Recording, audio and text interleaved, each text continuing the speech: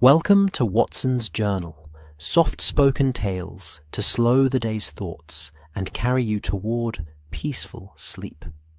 Before we begin, tell me where in the world you're listening from tonight, and, if you wish, what's on your mind.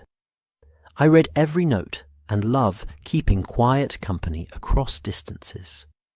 If this brings you peace, a like and subscribe help me make more nightbound stories.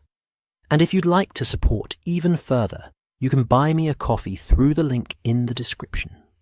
Now, settle in, get comfortable, and breathe with me as we begin. The letter had arrived on a Thursday. Arthur Pemberton knew this with a certainty that had nothing to do with the postmark and everything to do with the fact that Thursday was the day Mrs. Pardoe, his housekeeper, set fresh blotting paper on his desk, and the envelope had been placed on top of it, precisely centered, as though it had always belonged there. He remembered noticing that small detail at the time and thinking nothing of it. He was a solicitor. Letters arrived. Letters were read. Letters were answered, or filed, or forgotten. He had filed this one. That had been 3 weeks ago. Now it was early morning, the kind of morning that London produced in late October with quiet, bureaucratic efficiency. Grey sky, soft rain, the faint smell of coal smoke drifting down from the chimneys on Welbeck Street. And Arthur Pemberton was standing at his study window in his dressing gown, holding the letter again. He had retrieved it from the file last night, intending only to glance at it. He had glanced at it for some time. The envelope itself was unremarkable in size and shape, the sort that might carry a conveyancing agreement or a polite refusal from a country solicitor. But the wax seal on the back was black, not dark red, not the familiar burgundy of legal correspondence, not the forest green of a country estate. Black, the colour of a pressed morning suit, pressed with a signet that depicted a dragon, coiled around what appeared to be a castle tower. The impression was clean and precise, which meant the ring that made it was old and well kept. Old rings meant old families. Old families in the Carpathian Mountains apparently meant a count. Count Vladislav Mornescu. That was the name signed at the bottom of the single page inside, in a handwriting so even and unhurried that it seemed less written than engraved. Pemberton had read solicitors' letters all his professional life. He could tell, within a paragraph, whether the writer was confident or anxious, educated or performing education, in earnest or concealing something.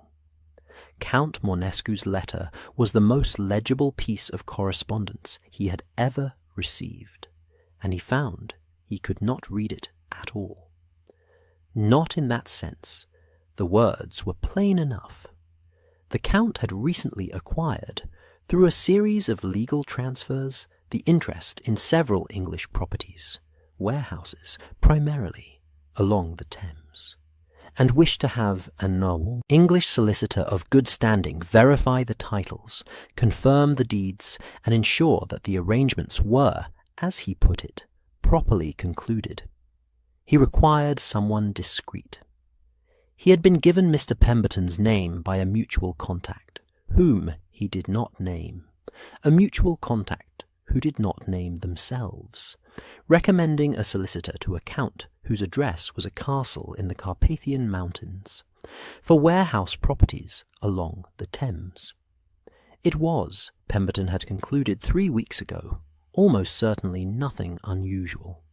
Foreign nationals of substantial means purchased English properties with some regularity. Discretion was a quality he was known for. The letter was formal and correct in every particular. He had filed it. But here was the thing, and this was the part that had brought him downstairs at this quiet hour, in his dressing gown, with the rain pressing softly against the glass. It was not the first letter. He had received the first one 6 weeks ago. He remembered it now, with a slight discomfort that he could not quite name. He had read it, noted the black seal, set it aside on his desk, not filed, just set aside, and then, the following morning, it had not been there. He had assumed, with the brisk logic of a busy man, that Mrs. Pardoe had tidied it somewhere. He had meant to ask her.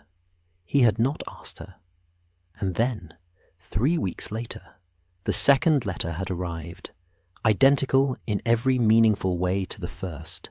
Same phrasing, same seal, same unhurried handwriting, as though the Count had simply waited a polite interval and tried again. Pemberton was not a man given to fancy. He had spent 22 years in legal practice, and had long since trained the more speculative corners of his mind into silence. When a document went missing from his desk, there was an explanation. When a foreign count wrote to him twice with the same request, there was an explanation for that too. Perhaps the first letter had been lost in post, or perhaps the Count had not received a reply and assumed non-delivery. These were reasonable explanations. Pemberton believed in them. He folded the letter along its original crease and set it on the desk. Then he went to make tea. The kitchen was cold at this hour, the range not yet properly lit, and he waited with his hands wrapped around a cup of hot water while the kettle assembled itself toward boiling. The rain had thickened slightly, tapping at the kitchen window with a kind of patient insistence, the way rain did in October when it had nowhere particular to be. Outside, the street was empty except for a milk cart moving slowly at the far end, its horse's breath rising in small clouds. A gas lamp still burned at the corner. The lamplighter had not yet come around, and its light lay in a long, wavering streak across the wet cobblestones. It was a perfectly ordinary London morning. Pemberton poured his tea and stood very still for a moment, listening to the house. This was something he did not usually do. Listening to a house was not a solicitor's habit, but the house had been doing something lately, or rather, it had not been doing something, and the absence of that something was beginning to register at the edges of his attention in a way he found faintly irritating, the way a loose tooth registers, not painfully but persistently, the footsteps. He lived alone, had done for 11 years, since Eleanor.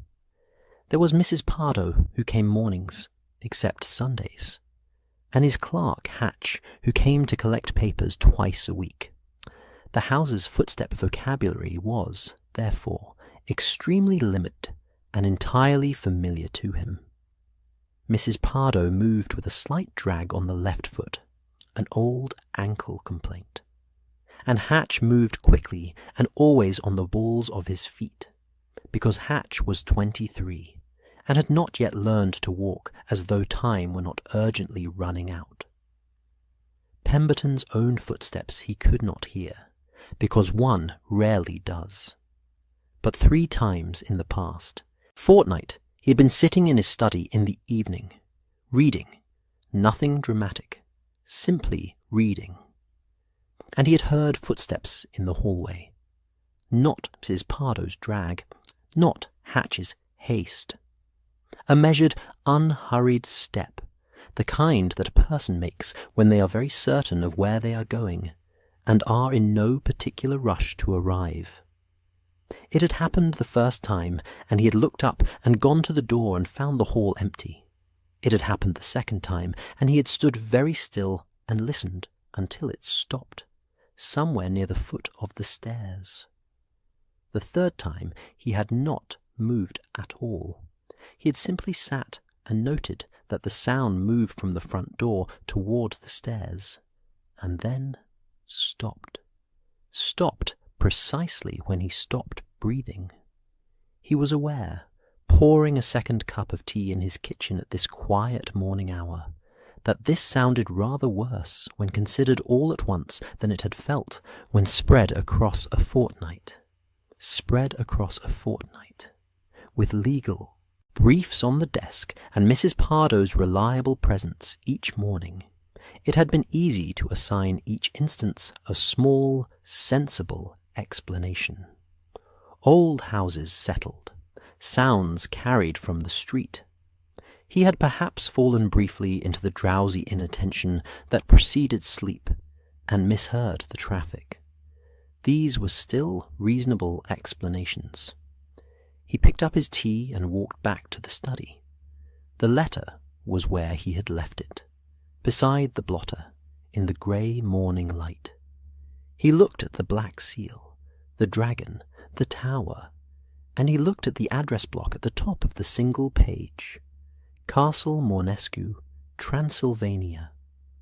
Below the Count's signature, a line he had not paid sufficient attention to before. I am told you are a man of rational temperament. This is precisely the quality this matter requires.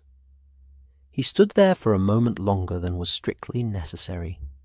Then he went upstairs to dress. He had, he decided, a professional obligation to respond to correspondence. That was all. This was. He would respond. He would decline, naturally. The travel alone was impractical, and he had perfectly good reasons to remain in London. But he would respond. He was a man of rational temperament. The Count had said so himself, which was, he supposed, the most persuasive line in the letter, if one thought about it. He was not going to think about the footsteps. They had a reasonable explanation.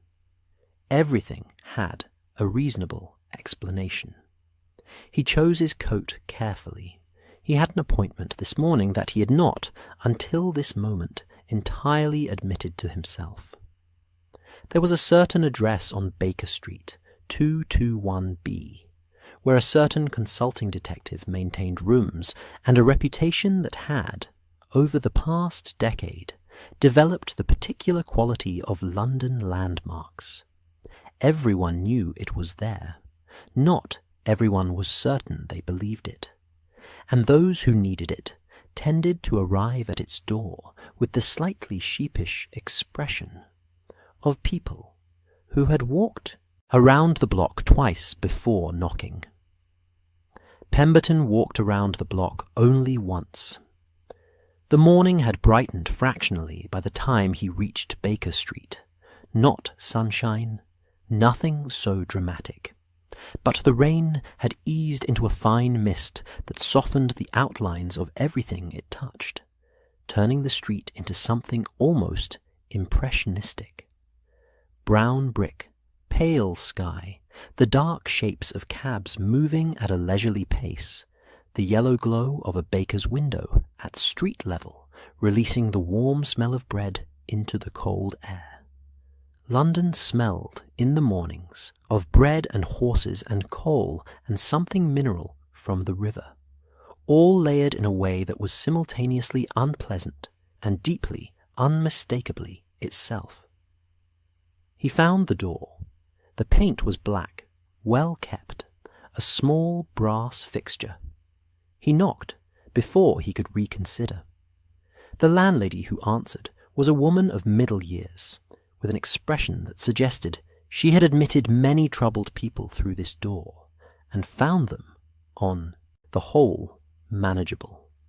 She looked at Pemberton in his good coat, with the slightly damp shoulders, and the careful expression of a man who has decided not to explain everything just yet, and she stepped back to let him in. "Is he expecting you?" she asked, not unkindly. "I'm afraid not," Pemberton said, "though I suspect he is aware of me regardless." Mrs. Hudson, for it was she, as Pemberton would learn shortly, gave him a look that suggested this was, in her experience, entirely consistent with how things worked at 221B, and directed him upstairs. He went up. He stood at the door on the first-floor landing. He could hear, from within, the low, muttered conversation of two men, one voice unhurried and precise, the other warmer, and at this moment occupied with the specific task of agreeing with something he had apparently just been told. Pemberton raised his hand, knocked twice. A brief pause. Then, "Come in, Mr. Pemberton. You will find a chair near the fire. The morning is wetter than it looks." Pemberton opened the door. He did not immediately speak, because the room required a moment of quiet attention before one could proceed into it comfortably. It was a room that had been lived in with great enthusiasm by a person with very specific and largely irreconcilable interests. There were books in considerable number, and chemical apparatus on a side table, and a violin case that appeared to have been set down temporarily some weeks ago, and papers in several meaningful piles, and a fire that had been burning long enough to have developed a confident personality. Beside the fire, in a chair angled toward the door, sat a tall man in a dressing gown of deep blue, with long fingers, and eyes that had already completed most of the work of the morning's first impression. In the other chair, slightly turned toward his companion, was a shorter man with a pleasant, open face and an expression of ready interest that seemed, in Pemberton's estimation, both genuine and habitual, the expression of a person who had spent a great deal of time finding other people's problems sincerely interesting, and had not yet tired of it. "Sit down," said the tall man. "Watson, will you ask Mrs. Hudson about the tea? Our visitor has had a difficult month." Pemberton sat. He set the letter on his knee. He was not yet entirely sure how to begin. "The Black Seal," said Sherlock Holmes, leaning back slightly and pressing his fingertips together in a gesture of comfortable attention, "is a Transylvanian heraldic tradition, not a mourning convention, though I understand the confusion. The dragon is the Monescu family device. They have used it since the 15th century, which speaks to either admirable continuity or a reluctance to commission new stationery." A pause. "You have received it twice." Pemberton stared at him. "And you have been hearing something in your hallway?" Holmes continued, in exactly the same tone. Unhurried, almost gentle, the way a man describes weather he finds mildly interesting. At intervals, in the evening, stopping when you stop. The fire settled in the grate with a small, comfortable sound. From downstairs came the faint rattle of a kettle being lifted. "Yes," said Arthur Pemberton after a moment. "Yes, I have." Holmes nodded, very slightly, as though this confirmed something he had expected to confirm, and found the confirmation satisfying in a quiet, professional way.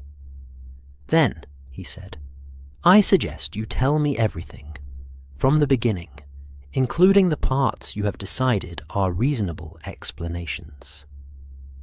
The chair near the fire was, Pemberton discovered, one of those rare pieces of furniture that seemed to have been designed with the specific intention of making a person feel that whatever had been troubling them was, if not solved, then at least temporarily suspended.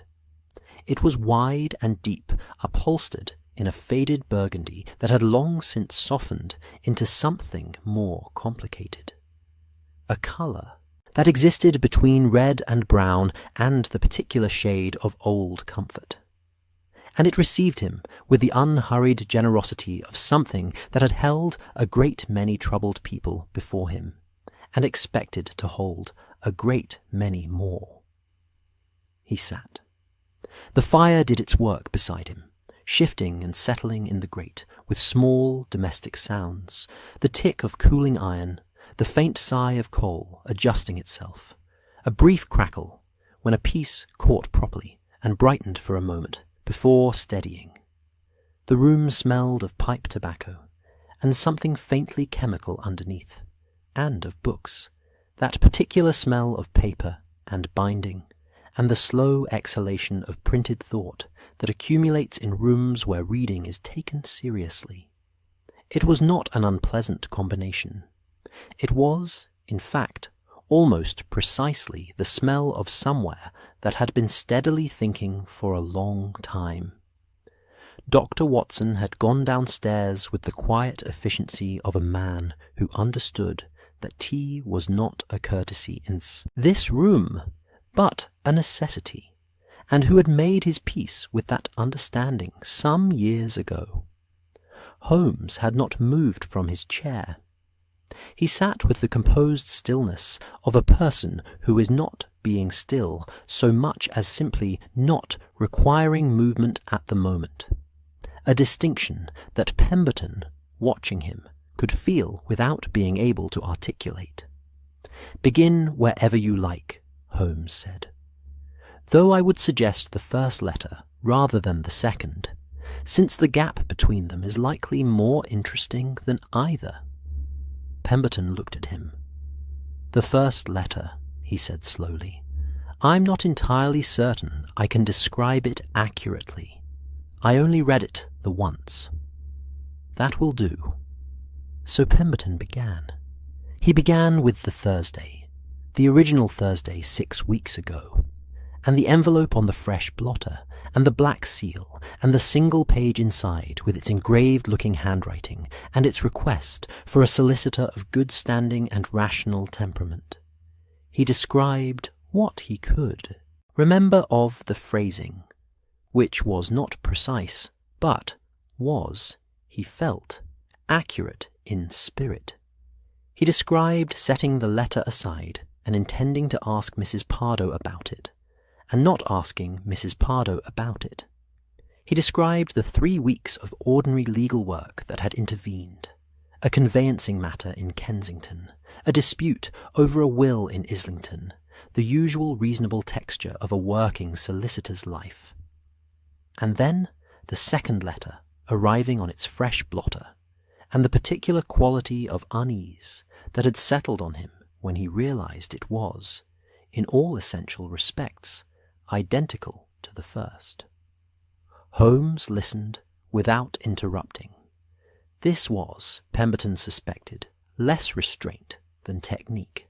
The particular quality of his listening seemed to encourage specificity, the way a good question sometimes prompts an answer better than the question itself. Watson returned, quietly, with a tray. Tea was poured. The cups were plain and white, slightly mismatched, and the tea was strong and immediate, and Pemberton wrapped both hands around his cup and felt something in his shoulders release that he had not been aware was held. "The footsteps," Holmes said, when Pemberton reached that part. "Yes."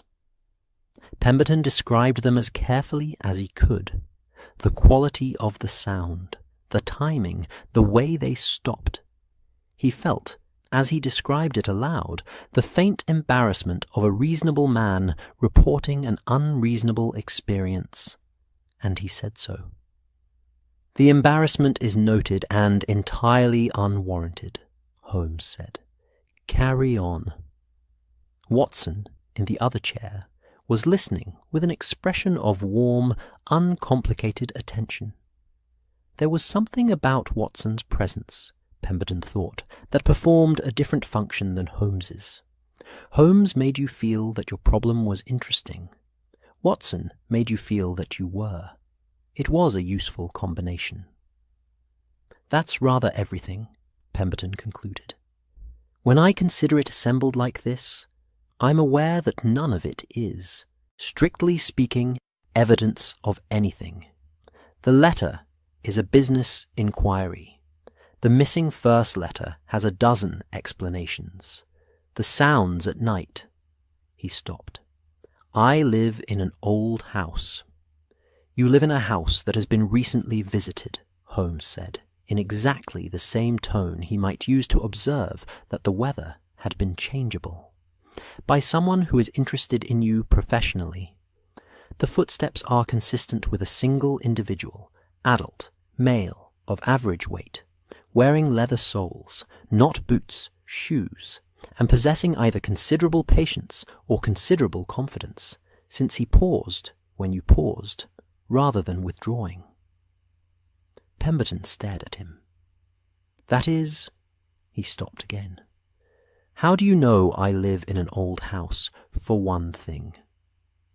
"The slight chalk dust on your left cuff is consistent with older plaster walls. The wear pattern on your coat's right pocket suggests a key ring of some size. Older locks require more keys. And you mentioned Mrs. Pardo, which is the name of a housekeeper, not a wife, which tells me you manage a household of some age and complexity alone." Holmes paused. "These are small observations. The more interesting question is the count."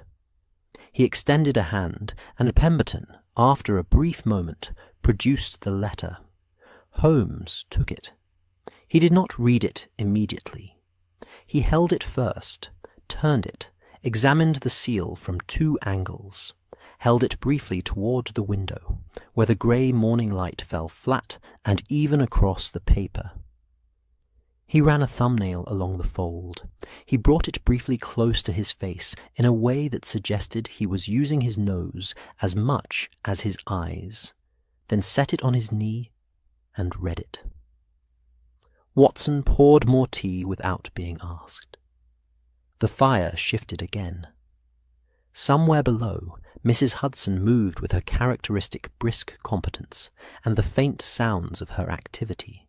A door, a cupboard, the particular rhythm of someone who knew exactly what they were doing, and had no patience for otherwise, drifted up through the floor in a way that was oddly grounding.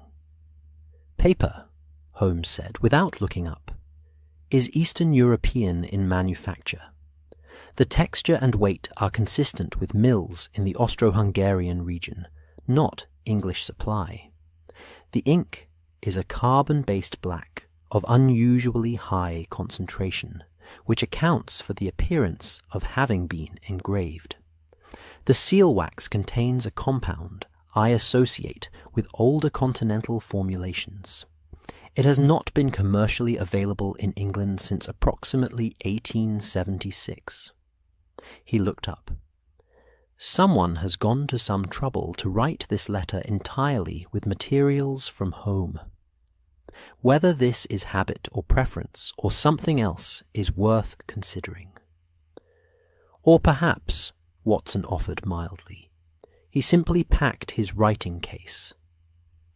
"Perhaps," Holmes said, with the equanimity of a man who finds alternative explanations worth acknowledging even when he finds them less interesting.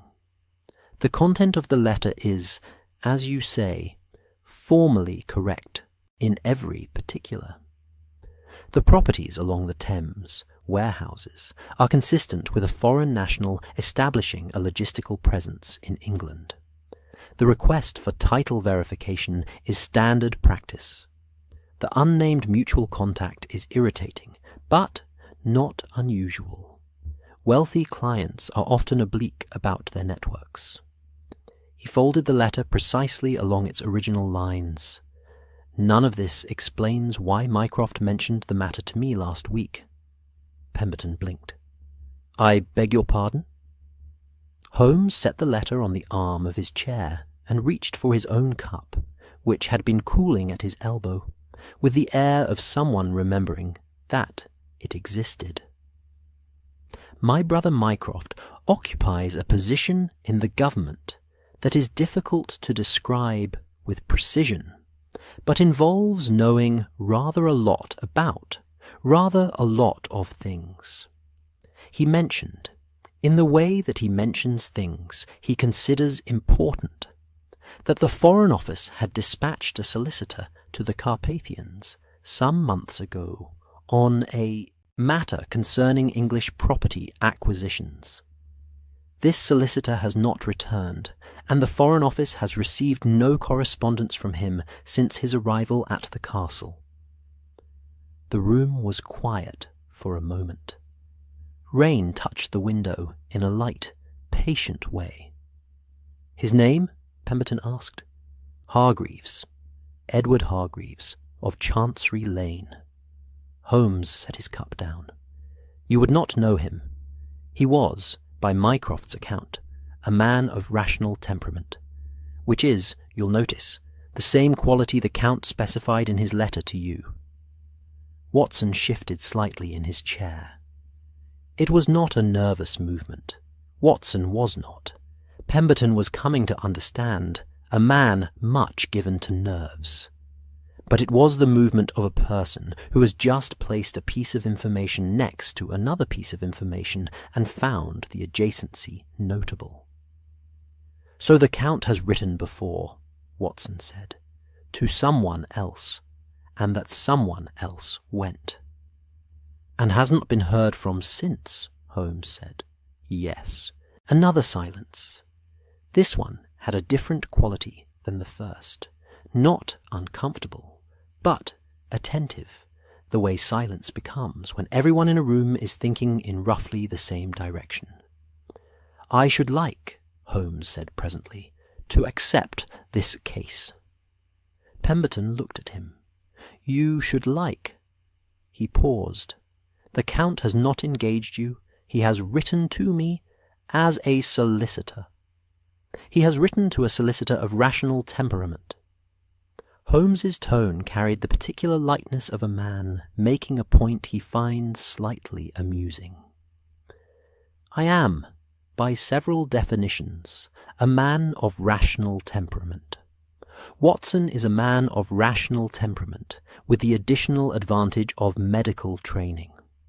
And you, Mr. Pemberton, are the only person currently in possession of an invitation." He paused. "We would require you to accompany us, as the engaged solicitor, which would make the visit entirely legitimate." Watson, Pemberton noticed, had the expression of a man who had known this was coming, and found it entirely satisfactory. "You intend to go to the Carpathians," Pemberton said. "I intend to verify a property transaction," Holmes said. "The Carpathians are simply where the verification takes place."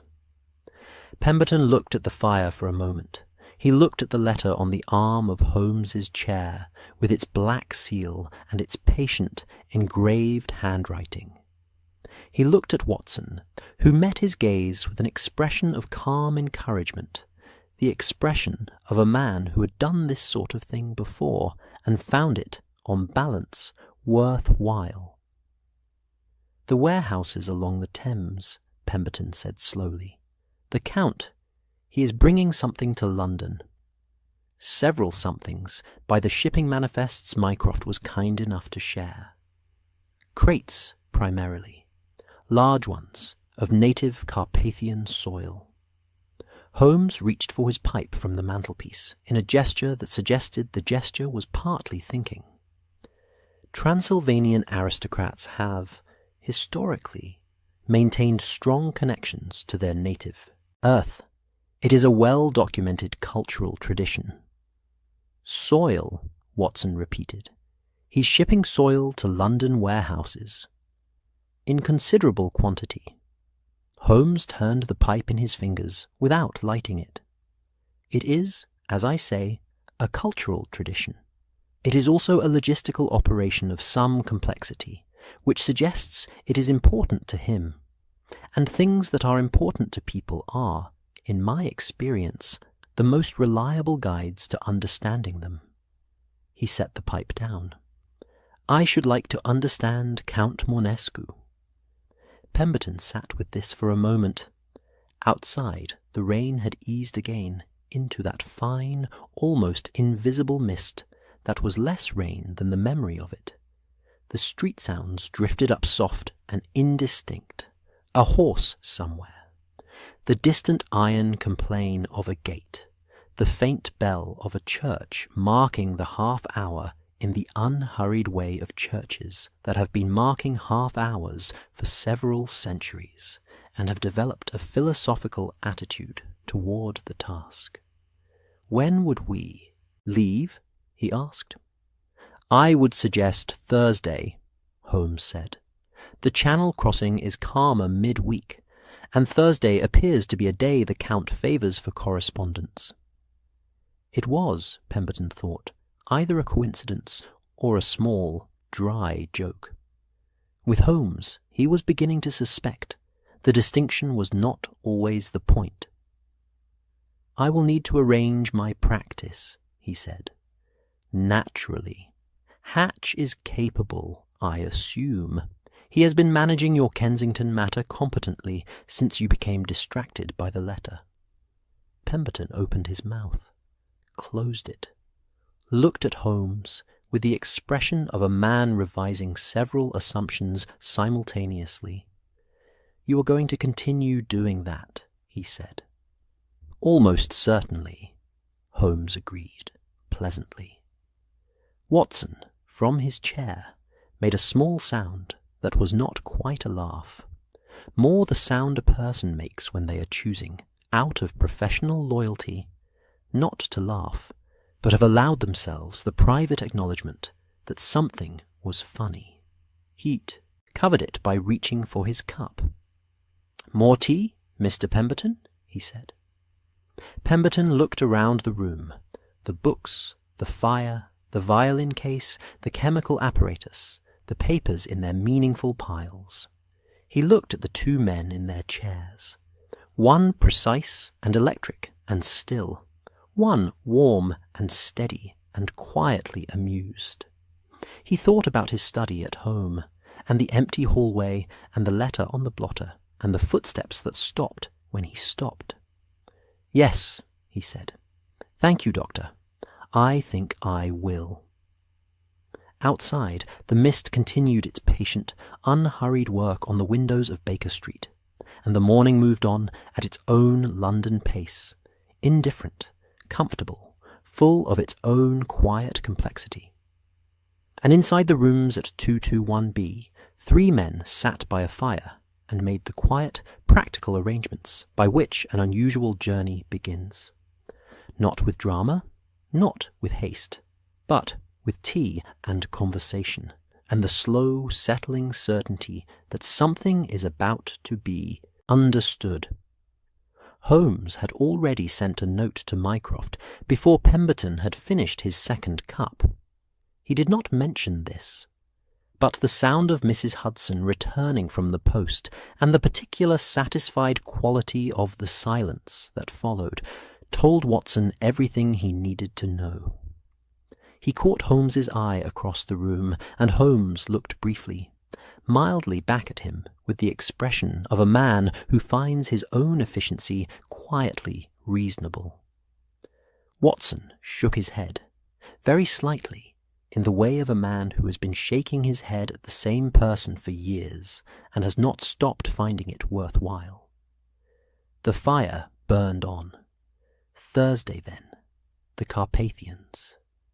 Thursday arrived the way October Thursdays tend to in London, not with ceremony, but with a kind of grey, practical insistence, as though the day had a great deal to get through, and preferred to begin without fuss.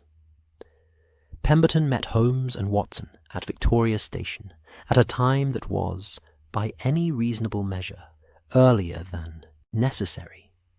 He suspected Holmes had arranged it this way deliberately, not out of caution about the trains, which ran to a schedule that the entire country had reorganized its life around, with the reverent, slightly anxious devotion of people who have recently discovered punctuality and are not yet sure they deserve it. But because stations, in Holmes's evident opinion, rewarded early arrival. There was more to observe when the platforms were not yet crowded, more to read in the particular arrangements of luggage, the quality of haste or leisure with which people moved, the expressions of those waiting versus those arriving.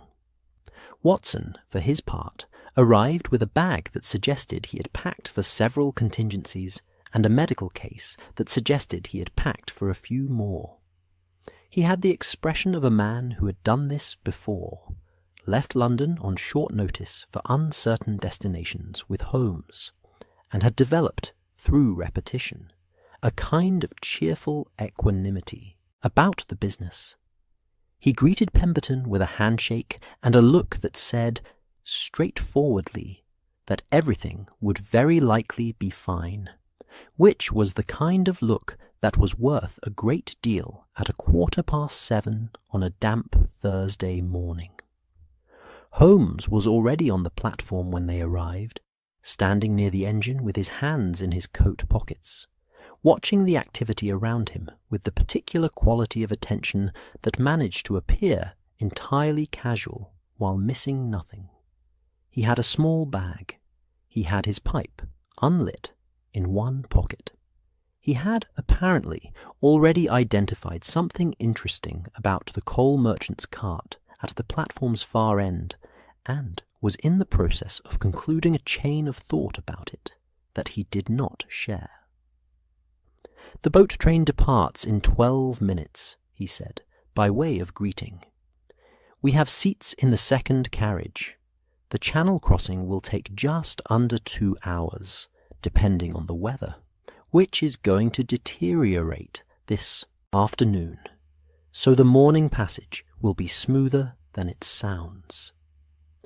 Pemberton had not asked about the weather. He was beginning to understand that information from Holmes arrived as it became relevant, which wasn't always in the order one might prefer.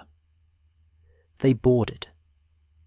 The boat train was a particular species of Victorian travel, purposeful, slightly compressed, full of people who were going somewhere that required crossing water and had organized their luggage accordingly. Pemberton settled into his seat by the window and watched London thin as they moved south.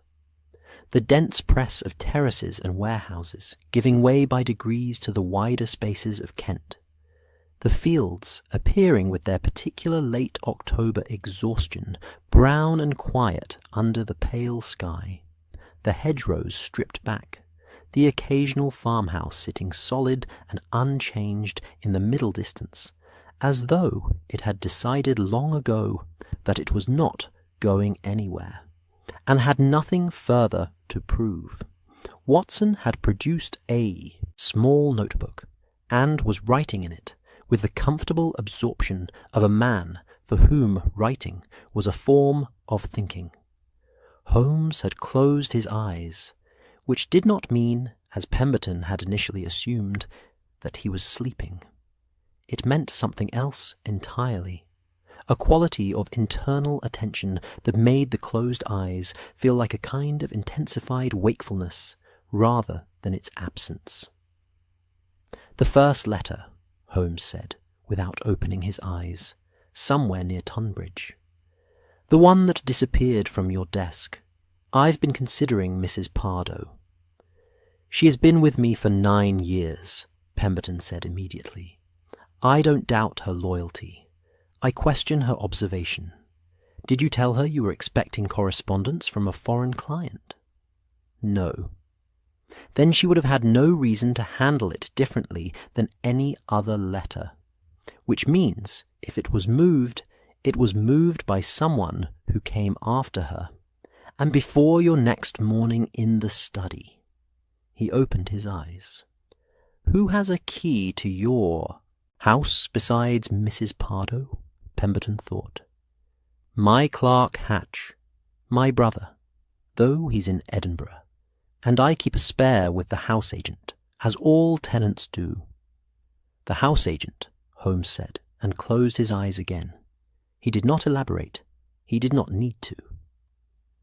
Pemberton spent the remaining stretch to Folkestone sitting with that observation, in the way one sits with a small stone that has appeared unexpectedly in one's shoe, uncomfortable, specific, impossible to ignore.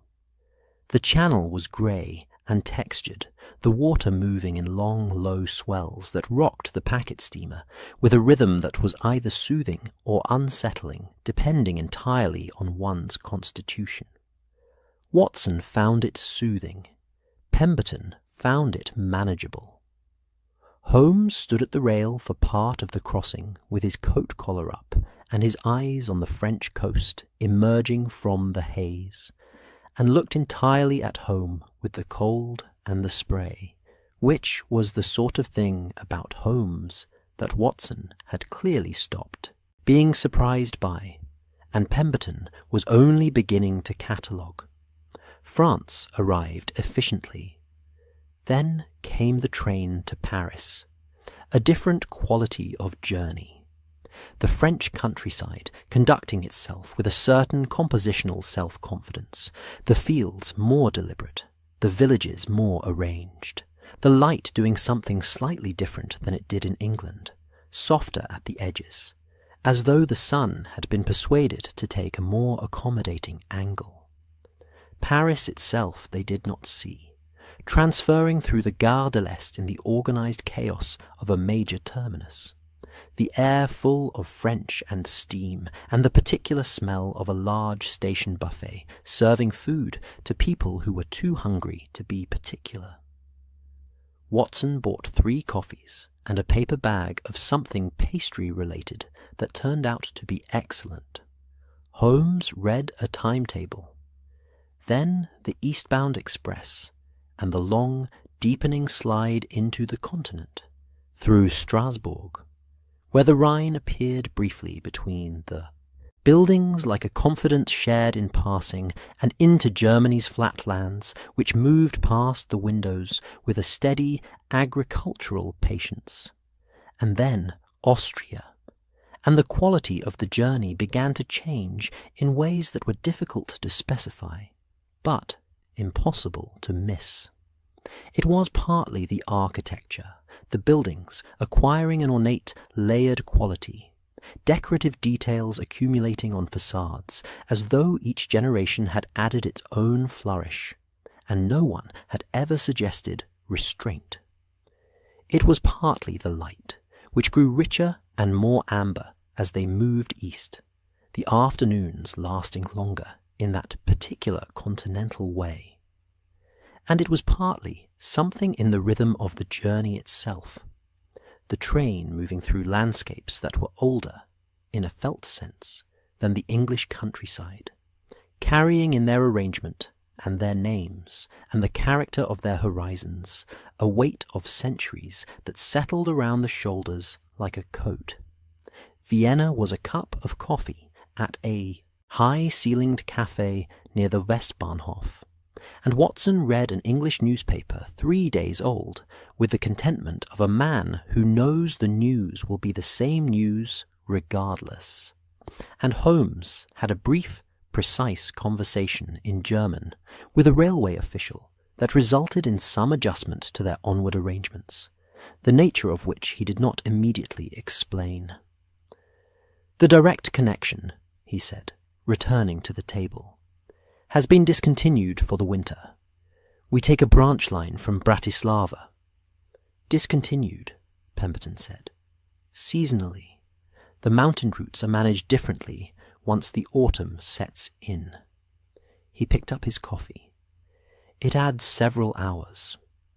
Several hours turned out to be an understatement of the comfortable Victorian kind, where the speaker is technically accurate and the listener learns the rest through experience. The branch line from Bratislava was a smaller, slower train, a single engine and 3 carriages that moved through the changing landscape with a kind of deliberate, unhurried authenticity, as though it had no interest in pretending to be a faster train, and found the comparison irrelevant. The landscape was changing in earnest now. The flatlands had given way to hills, and the hills were rising, and the forests that covered them were growing denser and darker and more various. Oak and beech first, then pine, appearing in increasing proportion as the altitude climbed, the trees pressing closer to the track, the light arriving in columns between them rather than openly, the way light behaves when it has to negotiate. Watson was at the window. He had put his notebook away and was simply watching with the direct, interested attention of a man who has seen a good deal of the world, and still finds new portions of it worth looking at carefully. "It's very beautiful," he said. It was. That was the thing that Pemberton hadn't expected, that the beauty and the unease could arrive together, occupying the same view, without contradiction. The mountains in the distance were the kind of mountains that painters attempted, and photographs could not quite render, their peaks lost in cloud, their lower slopes a complicated tapestry of dark forest and pale rock face, and the occasional glint of water catching the last of the afternoon light. At the station where they stopped to change horses, the train gave way here to a coach, the track ending in a small depot that appeared to serve primarily as a philosophical statement about the limits of modernity. There were people on the platform who looked at them with an expression that Pemberton, after a moment's consideration, identified as recognition. Not personal recognition, the recognition of a type. English travellers arriving in autumn, heading toward the castle. It was in the way the station-master avoided sustained eye contact. It was in the way a woman near the depot door, old, wearing black, carrying a string of something dried and pungent that Pemberton could smell from several feet away, watched them with a flat, considering gaze, and then crossed herself, simply and without drama, the way people cross themselves when they are not making a point, but simply observing a private right. Holmes noticed. Of course he noticed. He said nothing, which was itself a kind of noting. The coach was black, well maintained, and waiting with a precision that implied it had been waiting for some time without impatience. The horses standing quiet, the coachman expressionless beneath his hat, the whole arrangement carrying the quality of something that had been arranged from a considerable distance by someone who did not make logistical errors. Watson climbed in. Pemberton followed. Holmes paused before entering and turned to look back at the station, at the woman with the dried garlic, at the station-master now resolutely occupied with a clipboard, at the village beginning 100 yards beyond the depot, its lights coming on one by one in the thickening dusk, its doors, he noted, and Pemberton, following his gaze, noted also, hung with bundles of the same dried herb, and with something else, a flower or a weed, pale and thorned, that he could not identify from this distance. The wolves started some time after dark. Not close, never close. A sound from the forest on the right side of the road, long, carried, the particular pitch of a howl that is not alarm but something more like announcement. And then answered from the left, and then, after a considered pause, from somewhere ahead and above, where the tree line met the sky. Pemberton sat very still. Watson listened with the expression of a field surgeon assessing a sound he's not heard before, taking it in, calibrating, reserving judgment. Holmes, beside the window, watched the forest move past in the darkness and said, quietly, and with genuine interest, and not a particle of alarm, "They've been following us since the last bridge, 3 of them, I think, possibly 4. The coachman above them did not change his pace. The horses did not falter. The castle appeared on its ridge as the coach rounded the final curve of the mountain road, enormous, dark against the clouded sky, its towers rising with the impassive confidence of something that had watched many things arrive and depart across many centuries, and found the distinction increasingly academic. A light burned in one high window. Just one. The gates opened before the coach had fully stopped. This was the first thing Pemberton noticed, not the gates themselves, which were iron and tall, and worked into an elaborate pattern of intertwined shapes that resolved, on closer inspection, into the same dragon and tower device from the letter's seal, repeated in metal with the patient craftsmanship of an age that had not yet learned to be in a hurry. Not the sound they made, which was almost nothing. A whisper of well-maintained hinges that spoke of regular attention, in a place that looked from the outside as though regular attention was the last thing it received. But the timing. The gates opened before the coach stopped. Someone had been watching the road long before the coach arrived, within any reasonable distance of the wall. The courtyard was stone, old stone, the kind that had grown a vocabulary of moss and shadow over the centuries, until the stone itself seemed almost secondary, a substrate for the more interesting work of time. Torches burned in iron brackets along the inner wall, and their light moved in the wind with that particular quality of torchlight that exists nowhere else, alive, directional, throwing shadows that are never entirely still. The smell was cold mountain air and pine resin and something older underneath, mineral and faintly damp, the smell of foundations that went very deep.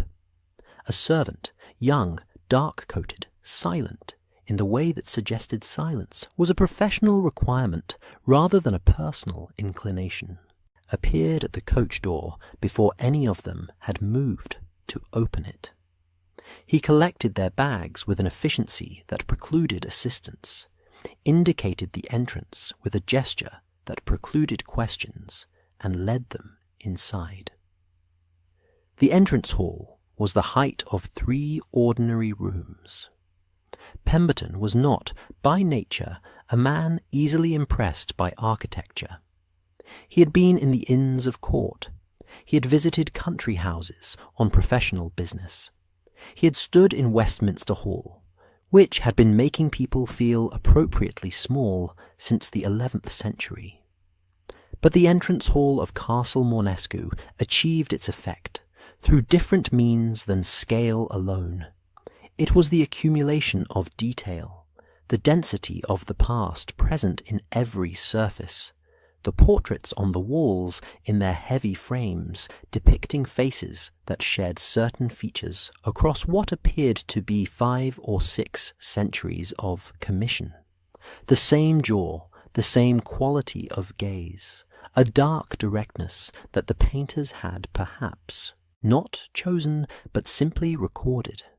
The stone floor was covered in places by rugs whose patterns Pemberton did not recognize, not Turkish, not Persian, something older and more geometric, the colors still deep despite what must have been considerable age. Holmes walked through it all with his hands clasped behind his back and his eyes moving at a rate that Pemberton had come to recognize as Holmes at his most alert. Not the dramatic attention of someone reacting to things, but the steady, continuous intake of someone cataloguing.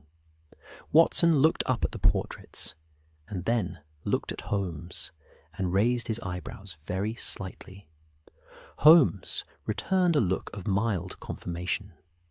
The dining room was lit by candles, dozens of them, in chandeliers of wrought iron that hung at intervals down the length of a table that could have accommodated 20 guests, with room at each end for philosophical disagreement. For 3 guests the effect was cavernous and intimate simultaneously, the light pooling around the place settings and failing in the distances, the far ends of the room existing in a soft darkness that the candles acknowledged but did not attempt to address. The food arrived in courses, brought by the same silent servant and a second who moved with the same trained quiet. Game soup, dark and rich and carrying the taste of the forests they had driven through.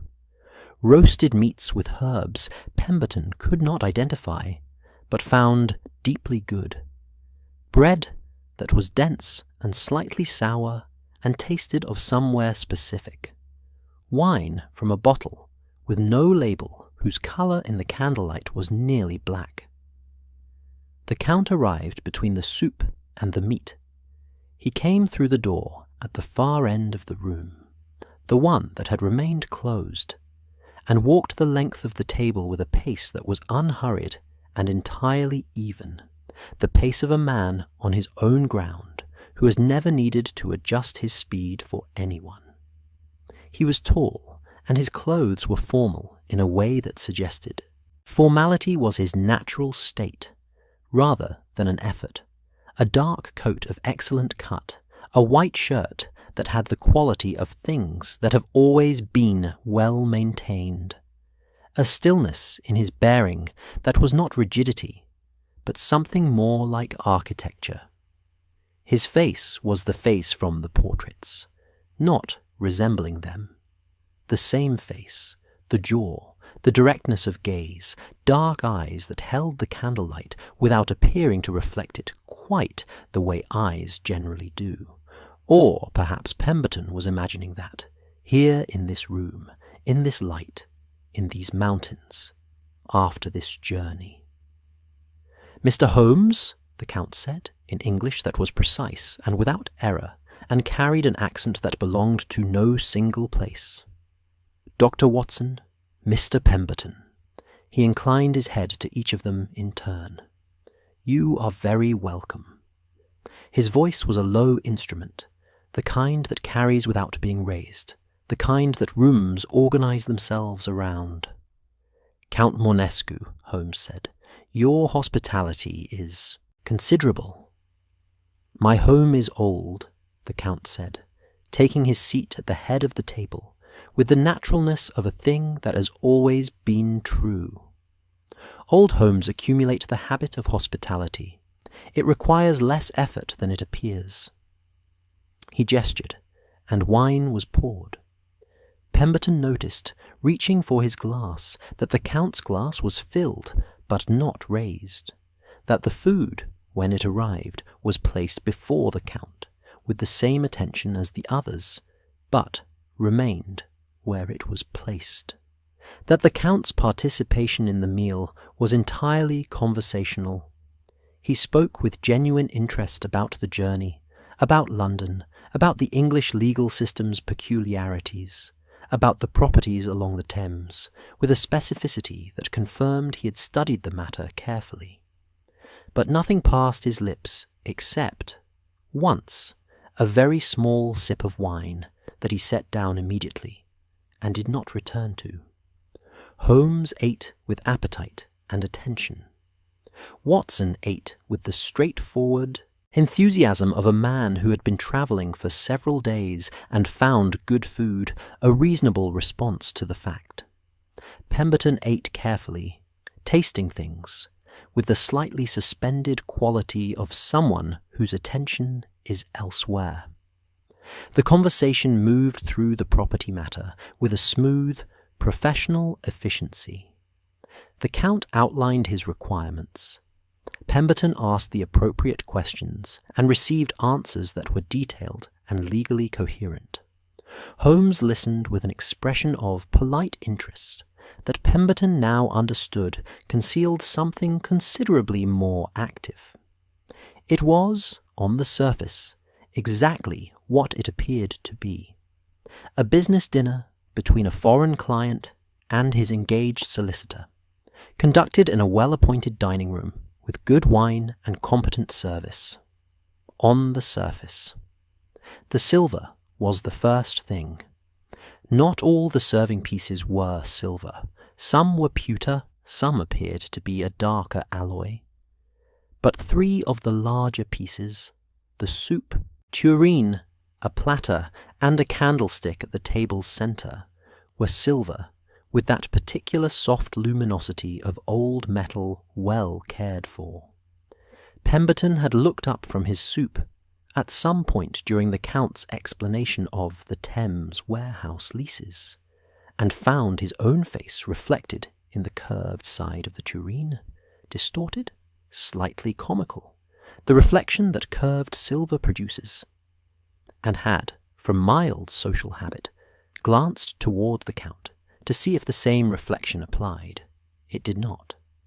The tureen reflected the candlelight. It reflected the table, the chairs, the room behind them in its softly curved way. It reflected Watson and Holmes and Pemberton himself, three pale faces in the warm light. Where the Count sat, the silver reflected the chair, the candles, the table's edge, not the Count. Pemberton looked at his soup. He did not look at the tureen again. Holmes, he noticed, without appearing to notice, had already looked, and had already looked away, and had asked the Count a question about the specific tonnage of the crates he intended to transport, and was listening to the answer with the expression of a man who finds logistics sincerely interesting. Watson, Pemberton thought, had not looked. Watson was watching the Count directly, with that open, assessing quality, the doctor's habit of reading a person's physical state in the way most people read expressions. And whatever he was reading had produced in Watson's face a careful, held quality, a neutrality that was not natural to him and was therefore noticeable to someone paying attention. After dinner, the Count offered the library. It was the largest room they had seen, a long, vaulted space lined on all sides to the ceiling with books in several languages, the spines ranging from cracked and dark with genuine age to merely old, and a few that were recent enough to have bright bindings, ladders on rails, deep chairs, a fire already built and burning, the warmth of it reaching across the stone floor with a generosity that felt almost deliberate. Holmes went directly to the shelves and began reading spines in the particular way he had of absorbing information from a room. Not browsing, but auditing, building a picture of what was here and what it said about its owner. The Count, standing by the fire, watched Holmes with an expression that was attentive and, Pemberton thought, almost appreciative. The expression of someone watching a process they recognize and respect. "You are looking for something specific," the Count said. "I am looking at everything," Holmes replied without turning. "It amounts to the same thing, eventually." The Count made a small sound that was not quite a laugh, more an acknowledgement, the sound of someone conceding a point they find well made. Watson had found a chair, and Pemberton found one nearby, and the fire did its reliable work between them, and for a time the room held a quality of almost ordinary comfort. 3 men. In a library after dinner, the fire, the books, the wine they had brought from the table, the ordinary texture of an evening visit. Then Holmes turned from the shelves and said, in the same tone he used for everything, "The crates in the cellar. How many do you intend to ship in the first consignment?" The Count looked at him across the room, a pause of perhaps 2 seconds, not long, not dramatic, but present. 50, the Count said, "to begin. The warehouse in Bermondsey takes the largest share, I see from the manifest. The others are distributed, Whitechapel, Purfleet, one in Carfax." Holmes returned to his examination of the shelves. Sensible distribution, redundancy built in. Another pause. "You have read my shipping manifest," the Count said. "Mycroft sent it," Holmes said pleasantly. "He is thorough." The fire shifted in the grate. The candles in the library's wall sconces moved in a draught from somewhere. An old building's perpetual breath, the slow exhalation of stone and timber that has been standing long enough to have its own respiratory rhythm. The Count looked at Holmes's back for a long moment, with an expression that Pemberton could not fully read. It was not anger, and it was not alarm, and it was not entirely what he would have called surprise. It was something more complex than any of these, something that contained, underneath its surface, what might have been a kind of recognition. "Mr. Holmes," the Count said at last, and his voice carried something new in it, not warmth, but its structural equivalent, the architecture of a man deciding to be direct. "I think you are not entirely here about the properties." Holmes turned from the shelves. "No," he said, "but I am entirely here, which is, I suspect, the more relevant fact." Outside, the wind moved through the mountain passes with a low, continuous sound that was not quite a voice, but had the insistence of one. The wolves, if they were still there, were silent. The fire burned on. Holmes did not sleep that night. This was not unusual. Watson had long since made his peace with the fact that Holmes's relationship with sleep was, at best, one of mutual tolerance. Holmes acknowledged its existence. Sleep, for its part, accepted that it would be called upon irregularly and at inconvenient hours, and had adjusted its expectations accordingly. What was less usual was that Holmes spent the night in the library, by permission, with the fire rebuilt twice by the silent servant who appeared to perform this function without being asked, and that by the time Watson came downstairs in the grey, early mountain morning, Holmes had filled 14 pages of his small notebook, and was standing at the library window, watching the courtyard below with an expression Watson recognized as the conclusion of a long chain of thought arriving at its final link. Watson said nothing. He sat in the chair nearest the fire's warmth and waited, which was, in his experience, the most useful thing one could do when Holmes was at this particular stage of a problem. The mountain morning came in through the window slowly, not London's grey efficiency, not the flat, democratic light of the English countryside, but something more considered. The light arriving first as a lightening of the darkness rather than a presence of its own, the peaks across the valley emerging from obscurity by degrees, shape before detail, outline before substance. The forest below resolving from a mass into individual trees as the light found the patience to be specific. It was, Watson thought, very beautiful and very cold and entirely indifferent to them, which was its own kind of comfort. "Tell me," he said. Holmes turned from the window. He brought his notebook and sat in the opposite chair and held it on his knee without opening it, which meant the notes were complete, and he was past needing them.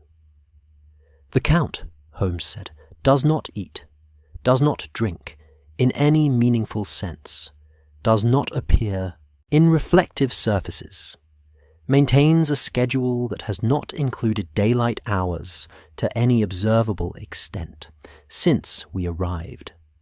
The cellar contains 50 crates of Transylvanian soil, packed with a care and consistency that suggests the packing is not incidental, but essential. The shipping manifests distribute these crates across 5 London locations with a geographic spread that, when plotted, covers a radius of activity across the city." He paused. "And he has not aged. The portraits in the entrance hall span, by my estimate, 4 centuries of commission. The face is the same face. Watson was quiet for a moment. "You're describing," he said carefully, "something that folklore has a name for." "I am describing," Holmes said, "a set of observable, consistent behaviors and physical characteristics that require explanation. The explanation that fits all of them without remainder is one that rational men of our era are disinclined to accept." He opened the notebook. "I am disinclined to reject it." This was, Watson reflected, perhaps the most remarkable thing he had heard Holmes say in the course of a remarkable association. Not because of what it implied about the Count, which was alarming enough, but because of what it implied about Holmes, who had spent his entire professional life insisting that the world operated on discoverable, logical principles, and that apparent impossibilities were always, on examination, possible by means one had not yet identified. "You believe?" Watson said. "I observe," Holmes said. "Belief is a different category. What I observe is an entity that operates according to a specific and consistent set of rules. These rules have been documented, imperfectly, sensationally, and with a great deal of unhelpful superstition attached, but documented nonetheless, across multiple cultures over several centuries." He turned a page. "Strip away the superstition. What remains is a set of constraints, biological, or something that functions as biology. He requires native earth for rest. The crates are not decorative. He cannot enter a dwelling without invitation, which explains the letter's particular phrasing, the care taken to be welcomed, the reason he required a solicitor to legitimize his English properties, rather than simply acquiring them through agents. He is affected by certain compounds. The garlic at the village doors is a local deterrent, not a culinary preference. And sunlight," Holmes paused, "sunlight is, I believe, genuinely dangerous to him, not uncomfortable. Dangerous." Watson looked at the window, where the mountain light was now arriving with more confidence, the courtyard below beginning to show its stone in pale gold. "He's been awake all night," Watson said, "entertaining us. He will need to—" "He retired at some point before the light." "Yes." Holmes closed the notebook. "He is not, Watson, unintelligent. He is, by every measure available to me, one of the most formidably intelligent entities I have encountered. The library alone, 4 centuries of deliberate, specific reading across law, science, language, history. He did not collect those books. He read them. All of them." A pause. "He has been paying attention to the world for a very long time." The fire crackled. Somewhere above them, the castle breathed its old stone breath, the draught moving through corridors and under doors with its habitual, unhurried circulation. "Hargreaves," Watson said. The name of the missing solicitor from Chancery Lane had been sitting between them since Baker Street, like an item left on a table that neither had yet decided what to do with. Holmes nodded, once.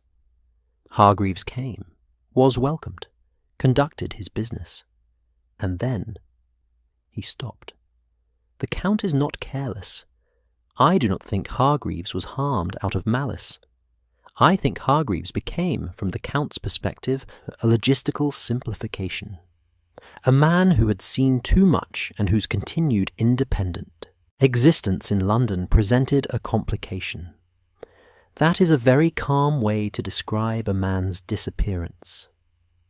"I am choosing calm deliberately," Holmes said, "because the alternative is to allow this problem to become something other than a problem, and problems have solutions." He set the notebook on the arm of his chair. "If I permit this to become a matter of horror rather than logic, I lose the only advantage I have." Watson looked at him for a moment, the thin face in the firelight, the quality of stillness that was not peace, but the functional equivalent of it, the habit of mind that reached toward understanding the way other people reached toward exits.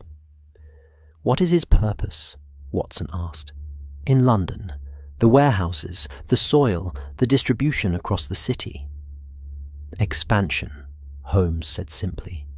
"He has been in these mountains for centuries, constrained by geography, by the local knowledge that keeps the villagers at a manageable distance, by the limitations of his hunting. Ground. London offers anonymity. Scale. A city of 6 million people, the majority of whom have no folkloric tradition to draw on, no garlic on their doors, no generational memory of what to watch for. He could exist there indefinitely, without ever being identified, let alone opposed." He paused. "The soil crates establish a network of resting places. Once they are in position, he can move freely across the city. He does not need to return to the castle. He does not need to return to Transylvania at all." The morning outside had committed now, fully, to the specific beauty of a Carpathian autumn day, the sky above the eastern peaks an astonishing shade of cold blue, the forest below vivid with the last of its colour, amber and rust, and the dark green of the pines holding their own among the deciduous surrender. A hawk moved in a long, slow arc over the valley without appearing to use its wings, simply inhabiting the available air. Pemberton appeared in the library doorway, dressed and pale, with the expression of a man who had slept but not well, and had been thinking since before he woke. "I heard the last of it," he said from the doorway. I didn't intend to listen, but the door was—" He stopped. "Is it true? All of it?" Holmes looked at him with the directness that was, Pemberton had come to understand, not unkindness, but its own form of respect. "The evidence supports it consistently," Holmes said. "I am not in the habit of claiming certainty I cannot demonstrate. But yes, to the extent that I am certain of anything in this case, yes." Pemberton came into the room and sat in the remaining chair, and for a moment the three of them were simply 3 men by a fire in a castle in the mountains at the beginning of a cold morning, with a very old and very dangerous problem arranged around them like furniture. "What do we do?" Pemberton asked.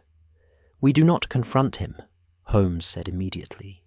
"This is important. He's stronger than any of us Mal. A margin that makes confrontation not merely inadvisable, but irrelevant as a strategy. He is faster. He is patient in ways we cannot match, and he is on his own ground." He leaned forward slightly. "What we do is understand his rules well enough to use them."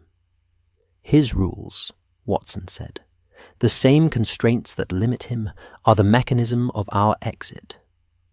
Holmes stood and went back to the window, not to look at the view, but to think against a flat surface. Watson recognized the gesture. "He cannot enter uninvited. This applies to dwellings specifically. A threshold, a domestic boundary, carries weight in his particular biology that we do not yet fully understand, but can observe consistently. Once inside, he is no different from any other occupant, but the initial crossing requires consent." He turned. He required a letter, an invitation, a legitimized entry into English property through legal process. That is not preference. That is necessity. "So if we revoke the invitation," Watson said slowly, "a threshold he has not yet crossed cannot be crossed without a new one. The London properties, he has not yet set foot in them.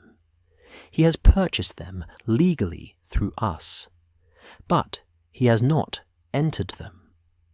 Holmes's expression had the quality of someone seeing a mechanism clearly.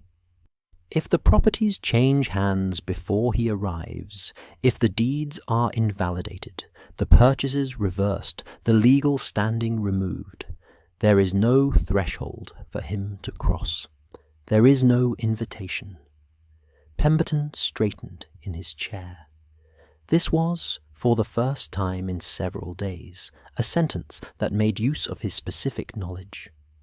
The purchases, he said carefully. There were irregularities in the title chain. I noticed them during the dinner. One of the warehouse properties in Whitechapel has a defective lease. The original conveyance was never properly registered. I was going to raise it as a routine matter. He paused. If I raise it as a disqualifying matter, if I advise that the titles cannot be confirmed and the purchases must be unwound. He has no legal English property, Holmes said, and no legal English threshold. He will know, Watson said. He will know we did it deliberately. Of course he will, Holmes said. He is not going to be deceived. He is going to be obstructed. Those are different problems, and only one of them requires us to be cleverer than he is.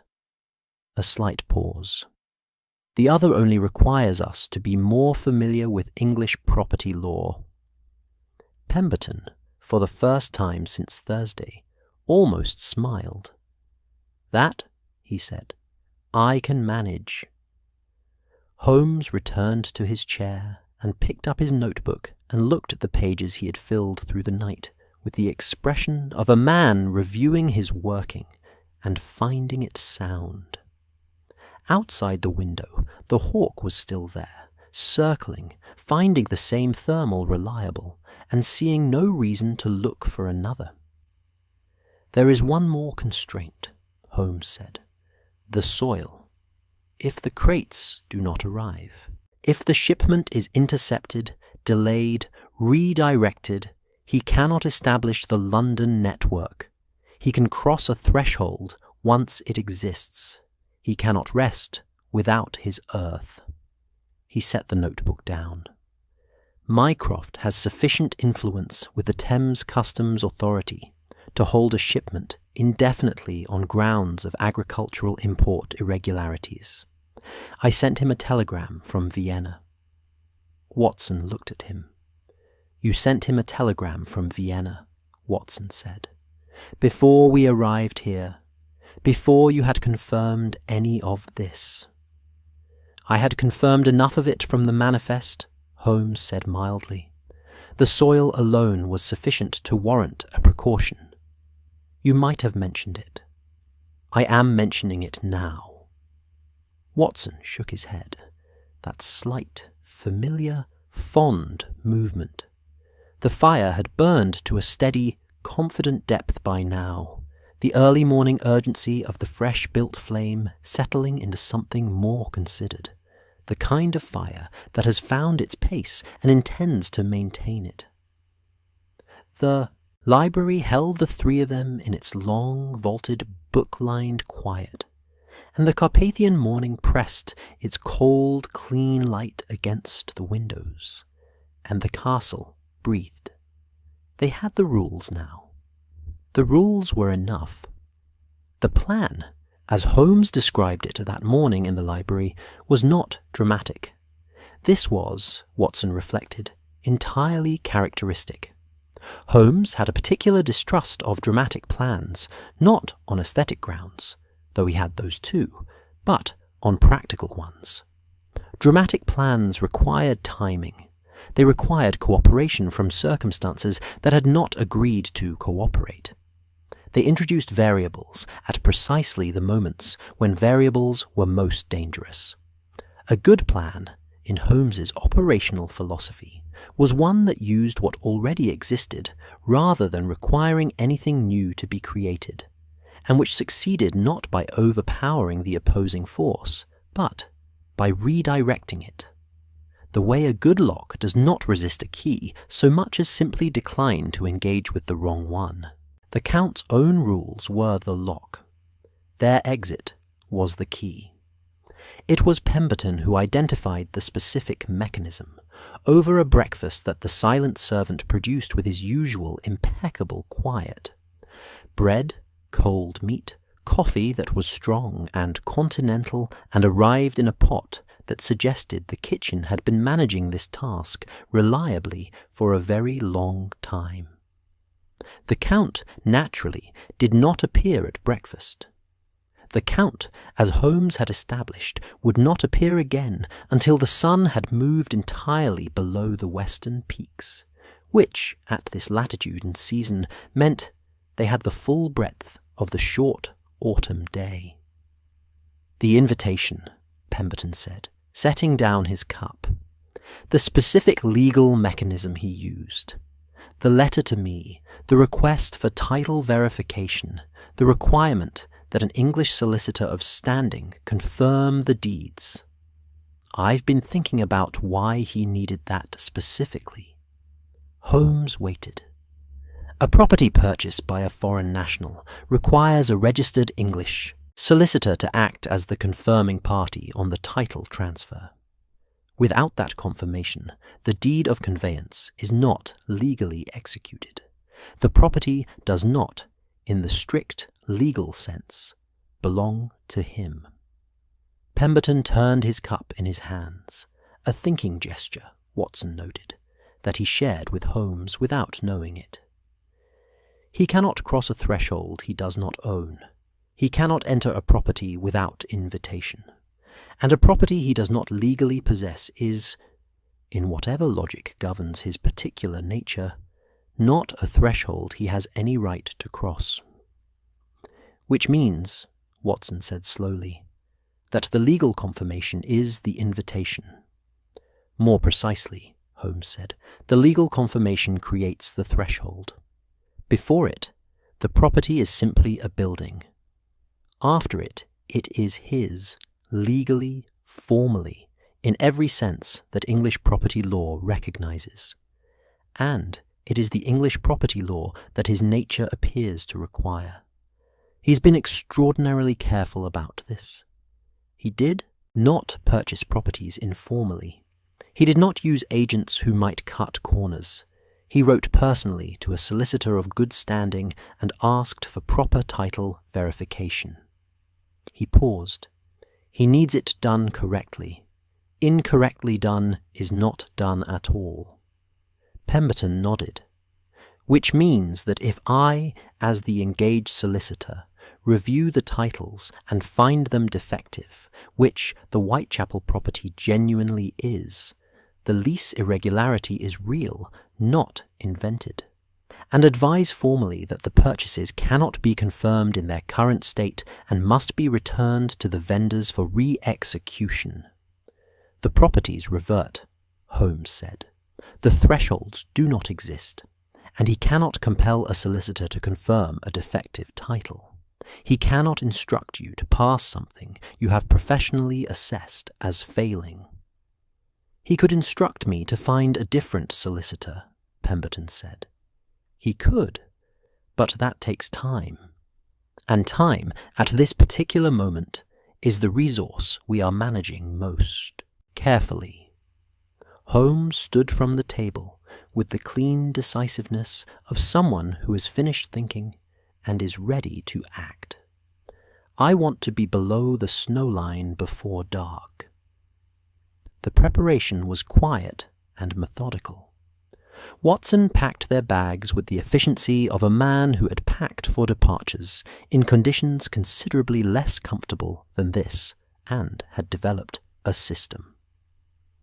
Pemberton wrote the formal legal notification, 3 paragraphs, precise, correct, in every professional particular, advising Count Monescu that upon examination of the title documents, irregularities had been identified that required resolution before the purchases could be confirmed, and that the transactions were accordingly suspended, pending re-examination by the vendor's solicitors. It was, considered as a piece of writing, beautifully ordinary.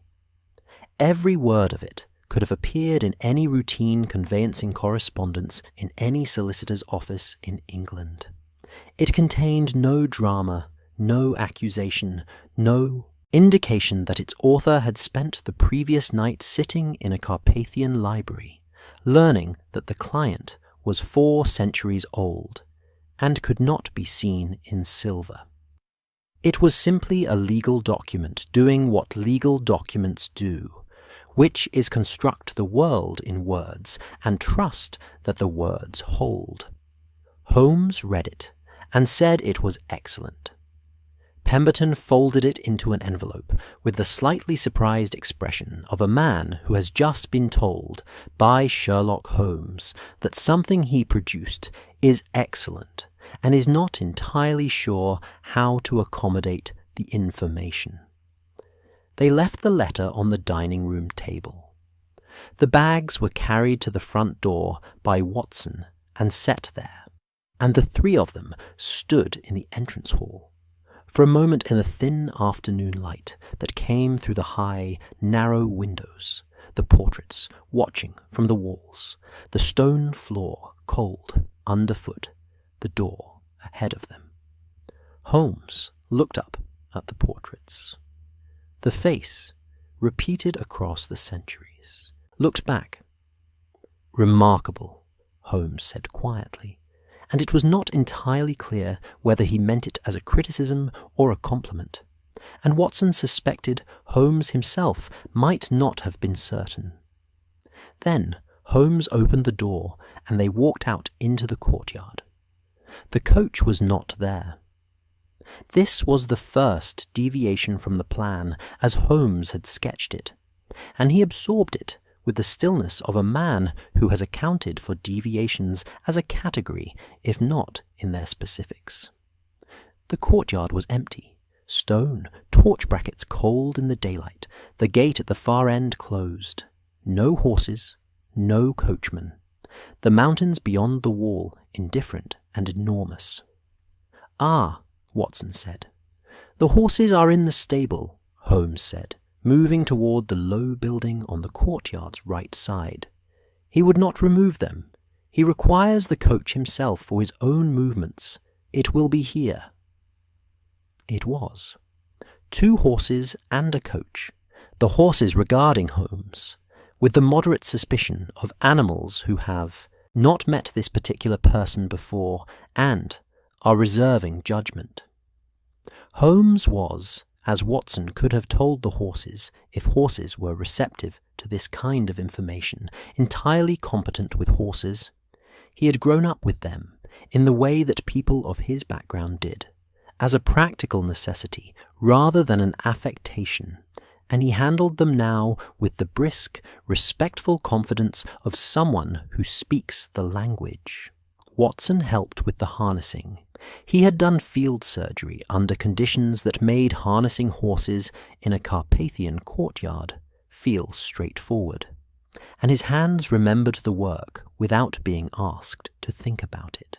Pemberton held things when asked to hold things, and did not pretend to more equine knowledge than he possessed, which Holmes acknowledged with the slight nod he reserved for evidence of self-awareness. The gate was the remaining question. Holmes walked to it and examined the mechanism, and found it, after a moment, to be a standard iron bar latch of considerable age but functional simplicity, the kind of gate that was formidable from the outside by virtue of weight and height, but from the inside was simply a bar in brackets, requiring only the willingness to lift it. Holmes lifted it. The gate opened. The hinges performed their near-silent work. "He did not lock us in," Watson said. "He did not need to," Holmes said, climbing to the coachman's position with the ease of someone who had made this calculation already. "He expected us to stay. We were, from his perspective, guests. Guests do not generally leave between breakfast and dinner without explanation." He gathered the reins. "The letter is the explanation." They went through the gate and down the mountain road. The road was the same road, the same curves, the same forest pressing close, the same quality of mountain silence that wasn't absence of sound, but a different register of it. The wind in the high pines, the occasional distant percussion of a stone, loosened somewhere above, the creak of the coach on the bends. In daylight it was both more and less than it had been the previous night, more specific, the details of the forest visible now, the bark of individual trees, the undergrowth, the glimpse of a stream somewhere below the road's edge, catching the afternoon light. Less dimensional somehow, the darkness having lent the journey a depth that the afternoon did not replicate. Watson sat inside and watched the trees through the window. He was thinking about Hargreaves, the solicitor from Chancery Lane who had come this same road in the opposite direction and had not gone back. He did not say this aloud. It was the kind of thought that was better. Thought quietly and then set down, not because it was not true, but because dwelling on it served nothing. They were halfway down when Pemberton, sitting across from Watson, said quietly, "He knows, doesn't he?" "Almost certainly," Watson said. "He knows, and he is letting us go." Watson considered this. Outside, the forest moved past the window with its autumn colours, amber and rust against the dark pines, the late afternoon light coming in at a low angle through the trees and making everything briefly, beautifully golden. "I think," Watson said carefully, "that he is a very old and very patient intelligence. And I think he recognizes, in Holmes, something he does not encounter often, someone who has understood his rules accurately, which means someone who could make his London plan considerably more complicated than he had intended." He paused. "A man like that, an intelligence like that, doesn't waste energy on gestures. If he let us go, it is because the calculations said it was correct to do so, not because he is generous. What is the calculation? That we have obstructed the first attempt, not the last." Watson turned from the window. "Holmes knows this too. This is not over. It is more like an opening move recognized and countered. The game continues." Pemberton was quiet for a moment. The coach took a long curve in the road, and through the window on his side, the valley below was suddenly visible, enormous, the far mountains a blue-grey wall across the distance, the sky above them the particular clear, cold colour of high altitudes in late October, a colour that looked almost fabricated, too clean for the complicated world below it. "Does that not terrify you?" Pemberton said. Watson thought about it honestly. "It concerns me," he said, "considerably. But concern and terror are different instruments. Terror closes thinking. Concern, applied carefully, sharpens it." He almost smiled. Holmes would say something less reassuring but more accurate. "I am giving you the version I have found more useful in practice." From above them, from the coachman's position, Holmes's voice arrived, unhurried, and carrying clearly in the mountain air. "I can hear you, Watson." "I know," Watson said. A pause. "The version you gave him is adequate," Holmes said. Watson looked at Pemberton, who had the expression of a man who has been terrified for several days and has just been told, by two of the strangest people he has ever met, that things are adequately under control, and is finding this unexpectedly, almost overwhelmingly sufficient. The coach moved on down the mountain. Behind them, the castle sat on its ridge with its single lit window, the same window that had been lit when they arrived, and the light in it was steady and patient and burned on into the early dark without any apparent urgency. The way lights burn in places that have been burning lights for a very long time, and expect to be burning them long after the particular visitors on the road below have reached the valley and passed beyond sight. At the station, the coachman was waiting. Not their coachman, the original one, the Count's man.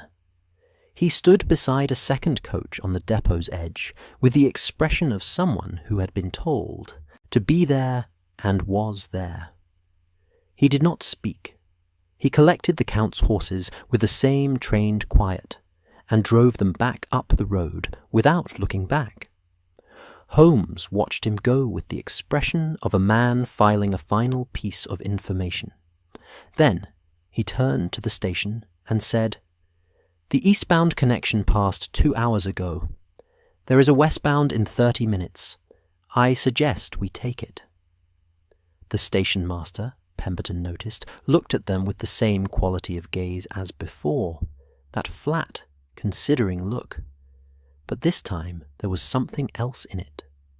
Something that might, in different light, have been relief. The woman with the garlic was not there. But on the depot wall, at eye height, someone had recently fixed a small bundle of dried herbs with a nail, and it was fresh enough to still carry its sharp, living smell. Pemberton looked at it. Then he picked up his bag and followed Holmes and Watson onto the platform, and the mountains stood behind them in the gathering. Dark, and the westbound train arrived, and they got on. London received them the way London receives everyone, without ceremony, without acknowledgement, with the magnificent indifference of a city that has been absorbing arrivals for 2,000 years, and has long since stopped finding any of them remarkable. It was raining. Of course it was raining.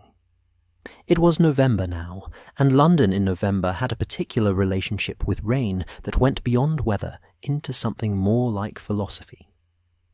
The city did not merely experience rain so much as incorporate it.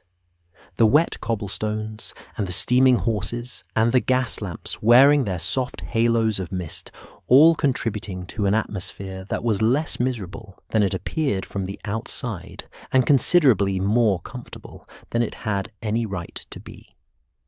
Pemberton's house was warm. Mrs. Pardoe had the range going, and a look of controlled relief at his return, that she expressed through the medium of an extremely good dinner, and the information that she had, in his absence, asked the house agent about the spare key, and had it returned, because she had never trusted the arrangement, and had said so at the time, which Pemberton did not recall, but was prepared to believe. He slept that night without waking. The footsteps did not come. Baker Street the following morning was exactly itself. The fire built up, the chemical apparatus on the side table, the violin case in its permanent temporary position, the papers in their meaningful piles. Mrs. Hudson had produced kedgeree and a pot of tea so strong it was practically a solid, and Watson ate with the uncomplicated enthusiasm of a man restored to his natural habitat. Holmes was at the desk, writing. The letter to Mycroft was 3 pages, dense, precise, written in Holmes's compressed hand that managed to contain more information per square inch than most people achieved per page. Watson, passing behind him on the way to the fire, caught fragments. Shipping. Manifest threshold mechanism. Titles formally suspended. Recommend customs hold. Maintained indefinitely. Carfax property requires particular attention. He did not read further. Some of Holmes's correspondence to Mycroft was better appreciated in outline than in detail. "He will go to London eventually," Watson said, settling into his chair with his cup. "Won't he?" "Yes," Holmes said, without stopping writing. "The soil can be held. The properties can be kept in legal suspension. But he is patient, and we are finite Holmes said. Yes, I am aware. He turned a page. Which is why the letter to Mycroft is not a report. It is a brief. Instructions for what to watch for, where to watch, and what the watching means. He paused. We cannot arrest him. There is no charge that English law currently recognizes that applies to his particular mode of existence. We cannot expose him. The evidence, while entirely convincing to me, would not survive a magistrate's afternoon. Another pause. What we can do is know where he is, what he requires, how he moves. We can make London inhospitable, not impossible, inhospitable. Watson considered this. It's not a solution, he said. No, Holmes agreed pleasantly. It's a practice. Rather like medicine, I imagine. One does not cure the condition so much as manage it, monitor it, intervene at the appropriate moments. He looked up briefly. I thought that framing might appeal to you. Watson made the sound of a man acknowledging a point while reserving the right to find it insufficient. Pemberton came to Baker Street that afternoon, not because he had been summoned, but because he had found, over the past several days, that Baker Street had become the place his thoughts oriented toward when they needed somewhere solid to point. He was shown up by Mrs. Hudson, who had already, apparently, incorporated him into her working model of who belonged in these rooms. Holmes was at the window with his pipe, actually lit this time, the smoke rising in a slow, companionable column. Watson was reading. The fire was burning with its usual settled confidence.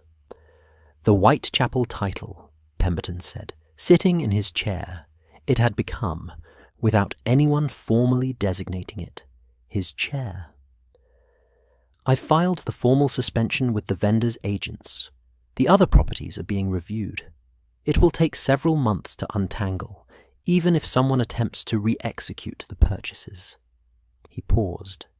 He would need a new solicitor, a new invitation. Which we will make difficult, Holmes said from the window. How? By ensuring that every solicitor of standing in London with a practice relevant to property acquisition receives, through appropriate professional channels, a quiet advisory note suggesting that the Moresco title chain has known irregularities, and that any engagement with the matter should be approached with considerable caution. He drew on his pipe. Professional caution, properly applied, is remarkably durable. Pemberton sat with this. Outside, London conducted its afternoon, the hansom cabs, the street sellers, the particular rhythm of a city that had somewhere to be, and was getting there in its own way. The gas lamps beginning to assert themselves against the early dark, the fog arriving from the river with its patient, unhurried ambition. And Hargreaves, Pemberton said quietly. Holmes was still for a moment. Mycroft is looking, he said, quietly. It is all that can be done quietly, and loudly would help nothing. The fire shifted. The clock on the mantelpiece marked the half-hour with its small, reliable chime. Watson set his book down and looked at Pemberton with the direct, warm attention he had turned on him that first morning in this room, and said, "You did well, through all of it." Pemberton looked at the fire. "I was frightened," he said. "Yes," Watson said. "That's rather the point. You were frightened and you did it anyway, which is the only definition of courage that has ever made any practical sense." Holmes, at the window, said nothing. But the pipe smoke rose steadily, and the fire burned on, and Baker Street held them in its familiar, rumpled, entirely reliable comfort. The rain on the glass, the fog below, the vast and complicated city going about its ancient business all around them. Somewhere out there, beyond the lamplight, the world was stranger than it appeared. Holmes knew its rules. For now, that was enough.